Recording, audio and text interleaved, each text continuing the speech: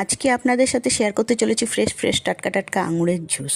তো আঙুরের জুস তৈরি করার জন্য প্রথমেই একদম ফ্রেশ টাটকা আঙুর নিয়ে নেওয়া হয়েছে। আঙুরের ছড়া থেকে আঙুরগুলোকে ছাড়িয়ে জল দিয়ে বেশ ভালোভাবে পরিষ্কার করে ধুয়ে নিতে হবে।